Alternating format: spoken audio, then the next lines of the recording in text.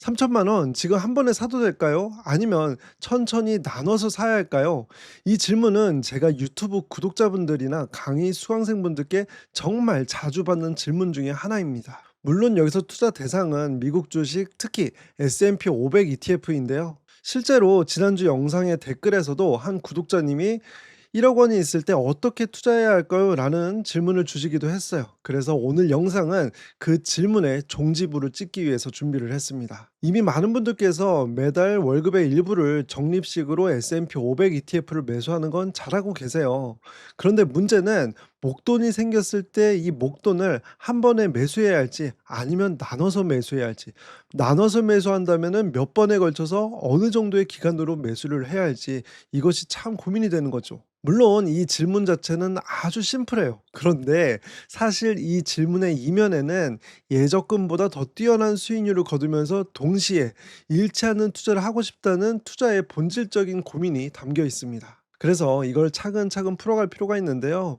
일단 가장 오해하고 계신 것부터 해소를 먼저 해볼게요. 그게 뭐냐면 보통 S&P 500에 적립식으로 투자라는 게 가장 대중적으로 알려진 미국 주식 투자 방법이죠. 그러다 보니까 적립식으로 투자를 하는 것의 성과가 가장 좋기 때문에 적립식으로 투자를 하라는 거구나, 이렇게 오해를 하시는 분들이 많다는 거예요. 생각보다 이렇게 알고 계신 분들이 많으신데요. 제가 이 오해를 풀어드리기 위해서 한 자료를 갖고 와 봤습니다.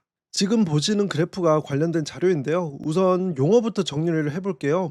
일단 적립식 투자와 거치식 투자가 있는데요. 적립식 투자는 여러분들께서 잘 아시는 것처럼 정해진 날짜에 정해진 금액으로 일정하게 매수를 하는 것, 이것을 적립식 투자라고 부르고요.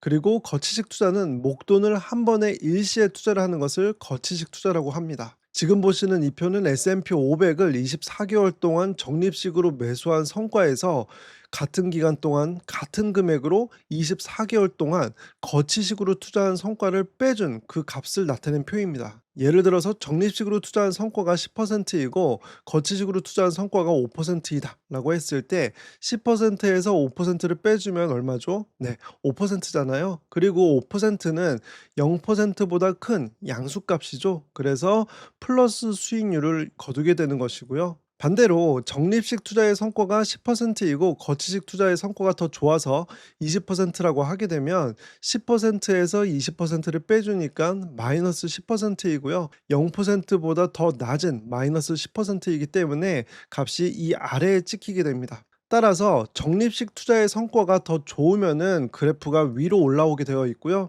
반대로 거치식 투자의 성과가 더 좋게 되면은 그 값이 음수값이 나오면서 그래프가 아래로 내려오게 되어 있습니다. 보시면 제가 빨간색으로 표시한 부분들은 이렇게 값이 밑으로 내려와 있잖아요.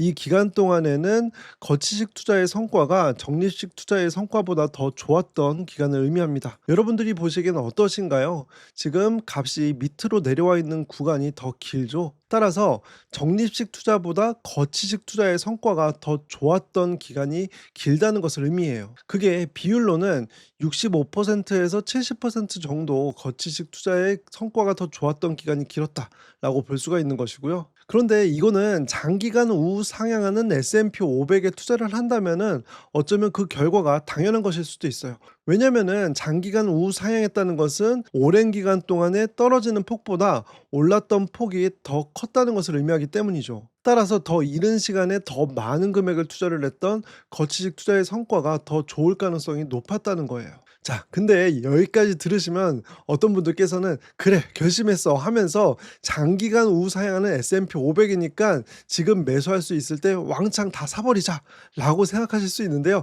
잠깐만 침착해 주시고요. 이 자료를 조금만 더 살펴보도록 하겠습니다. 최근 2000년도 이후에 적립식 투자의 성과가 거치식 투자의 성과보다 더 좋았던 시기가 두 구간이 있었습니다.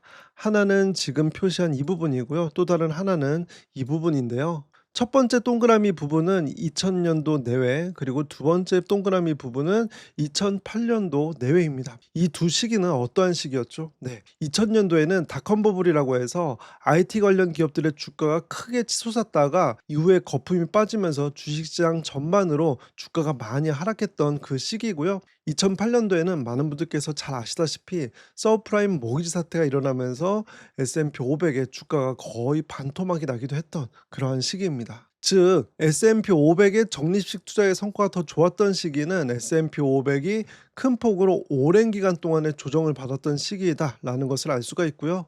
그렇다면 여기서 정리를 할 수 있는 것은 딱 두 가지입니다. 일단 첫 번째는 거치식 투자가 적립식 투자의 성과보다 좋을 가능성이 높았다는 것 우리가 앞에서 확인을 했고요. 그리고 두 번째로는 적립식으로 매수하는 것은 더 높은 성과를 기대하기 위함이 아니라 오랜 기간 동안의 하락장이 일어날 수 있는 것을 대비하기 위해서이다 라는 점을 정리를 할 수가 있어요. 그렇다면 이 두 가지를 알고 있을 때 우리의 목표인 3천만 원을 갖고 있을 때 어떻게 투자를 하면 좋을까요? 일단 첫 번째로는 3년 동안에 3천만 원어치를 분할해서 매수를 하는 것입니다. 이것은 3년 안에 하락장이 올 수 있는 경우를 대비를 하는 것이다 라는 점을 확인할 수 있고요. 제가 1985년도 이후로 매월 적립식으로 매수했을 때 그 결과를 보니까 손실이 나지 않았던 비율이 92% 정도였어요. 즉 3년의 기간에 걸쳐서 분할 매수를 하면 손실보다는 수익이 날 확률이 훨씬 높기 때문에 합리적으로 투자를 할 수 있는 상황이다라는 점을 확인할 수가 있고요. 그렇다면 이 3년 동안의 투자 기간의 간격은 어떻게 하면 좋을지, 예를 들어서 매월 투자를 할지, 3개월에 한 번씩 투자를 할지, 뭐 1년에 한 번씩 투자를 할지, 이거에 따라서 내가 투자 금액이 어떻게 되는지가 달라지잖아요. 물론 3년 동안 36번, 그러니까 매달 적립식으로 나눠서 매수를 하는 것도 하나의 좋은 방법이 될 수 있어요. 하지만 이것의 단점은 뭐냐면은, 예를 들어서 계산하기 쉽게 3,600만 원이라고 했을 때 3,600만 원 중에 36분의 1인 100만 원을 먼저 투자를 하게 되면 나머지 3,500만 원은 놀게 되잖아요. 그런데 제가 앞에서 장기간 우상향하는 자산에 투자를 할 때는 더 일찍 더 많은 금액을 투자를 하는 것이 더 좋은 성과를 거두었다라고 말씀을 드렸기 때문에 많은 금액이 이렇게 투자가 되지 않는 상황은 비효율적이라고 볼 수 있어요.